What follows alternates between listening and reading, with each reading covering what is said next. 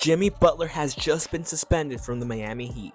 After Jimmy Butler's performance last night against the Indiana Pacers, in which the Miami Heat lost and Jimmy only had 9 points, the Miami Heat and Jimmy Butler decided, you know what, it's time to break that tension. And Jimmy went out flat out and said to the media, I don't think my place here in Miami is meant to be. I think I'm meant to go somewhere else. And according to the Miami Heat, they just released a public quote saying, through his actions and statements, he has shown he no longer wants to be a part of this team. Suspension is quite crazy. I mean, we've seen way worse from other players like Draymond Green or, other players, not naming any names, right?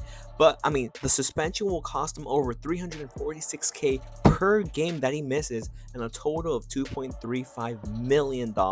As of now, the Heat schedule is that tomorrow they play Utah Jazz, then they have a 6-game trip against the Sacramento Kings, the Golden State Warriors, Portland, LA Clippers, and the LA Lakers. You already know that Jimmy and his team are working around the clock for him to be able to get a team that best suits him and them to him, because if not, this 7-game suspension could go on for even longer and could even cost him even more money. It kind of reminds me of when LeBron James and Pat Riley had, what people thought was, a genuine work relationship, but then essentially Pat Riley pushed LeBron away from Miami, and that's why Miami was no longer a destination for LeBron James, and he decided to leave to go to the Cleveland Cavaliers. Like the same thing is happening, but instead of it being LeBron, it is now Jimmy Butler. All this started last spring of 2024 when Jimmy asked for a contract extension max, and essentially, Miami Heat and Pat Riley said, you know what, no, we're not going to give it to you. And from then on, the relationship between Jimmy and the Heat just went downhill.